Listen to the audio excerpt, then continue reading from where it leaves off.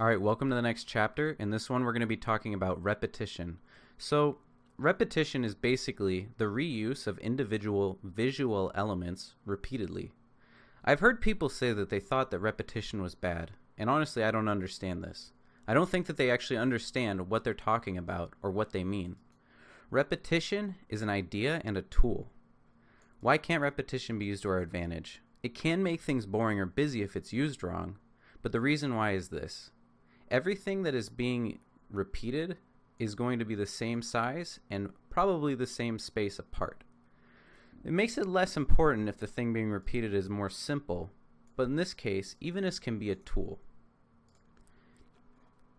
We can use or create repetition to guide the eye and create a line. Both are very similar ideas.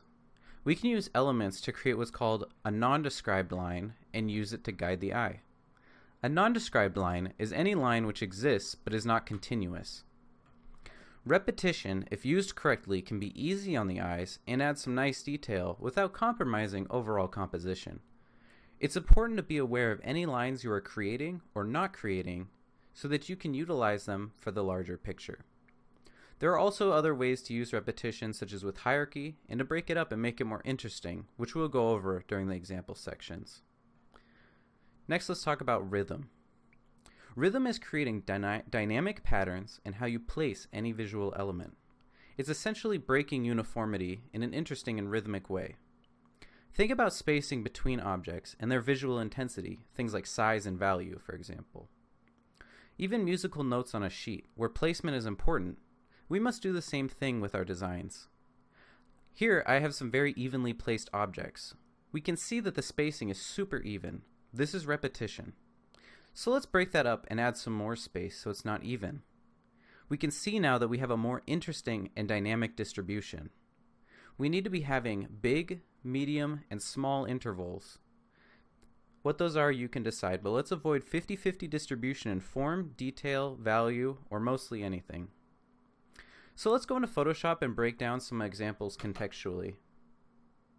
Alright, we have Photoshop open, so let's take a look at some examples of repetition and rhythm. So here's a quick example of how I used repetition with these ladders, for example, to try and guide the eye and create an interesting sort of detail in between the start and end of the gun, or sorry, this orbital array. So we have a lot of our details placed on the ends, and oftentimes repetition is very good to have in between spaces because it adds detail, but it never overwhelms the eye, because as we talked before, it creates a line. And as long as it's not too overwhelming, we can use this to our advantage to add detail. So earlier before we talked about hierarchy in repetition, how we can have repetition on multiple scales.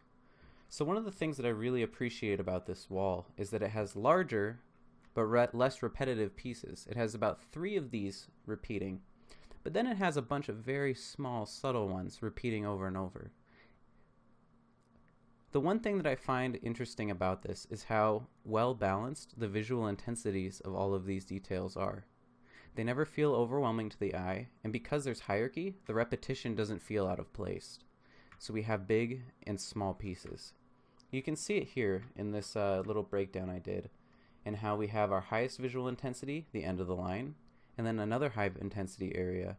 In between, we use low intensity and repetitive details. We can use these to form a line without your eye getting stuck on all those details. Here's another example of a nondescribed line. It's just a picture of a chain I found when I was taking pictures for this tutorial.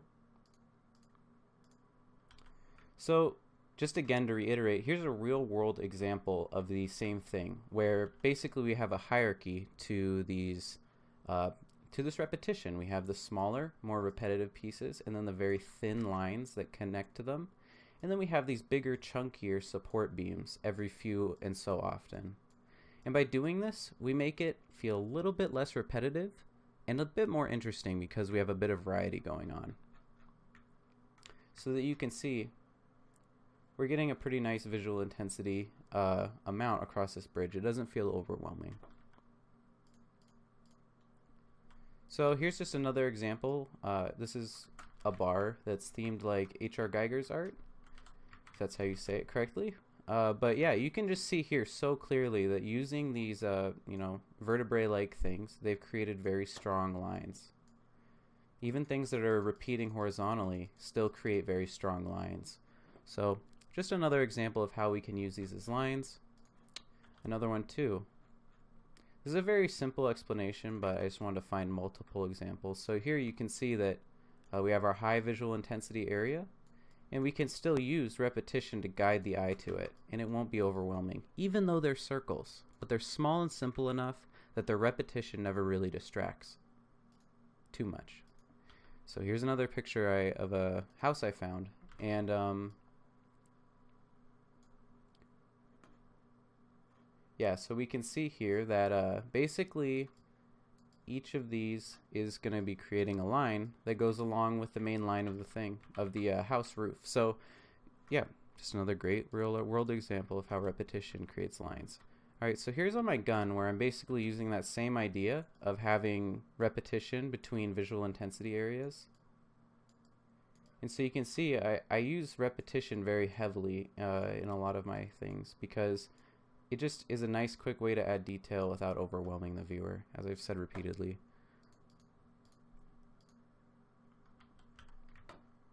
Just yet another example of how we can use repetition to guide the eye. So even though we have all of these very even repeating things, they become sort of like white noise and we just focus on the line work. So let's talk about rhythm a little bit. We talked a lot about repetition, and it's a pretty simple topic. So I made this quick example for sci-fi wall panels, and I see this a lot where people do this. They just make everything the same size. It's super repetitive and it's not good. We don't want to be doing that. We need to have size variety. We need big, nice rest areas. We need high detail, small areas. And then we need to have some just regular medium-sized panels.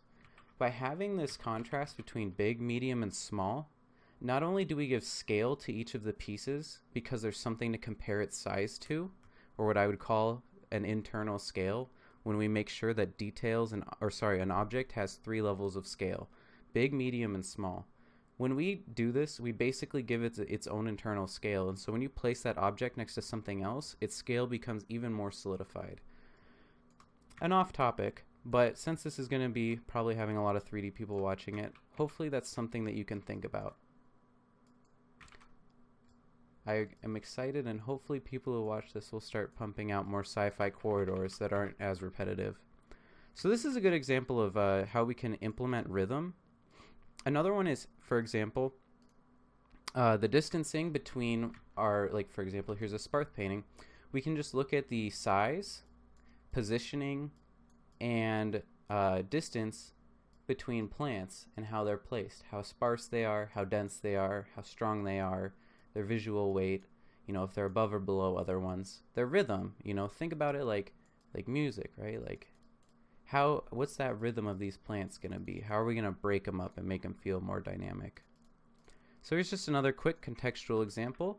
You can see here where basically what I'm doing is I do the same thing where I offset, and so I have like a smaller gap between these similar elements, and then I like to have a bigger one. You can call this 70-30. It's pretty much the same thing, and it goes in with making things not even. Having 70%, 30%, larger, smaller. Same thing here. You have small, large. I think it's very important that we try and be thinking about the rhythm of things, where you can see in this case I actually used repetition very intentionally.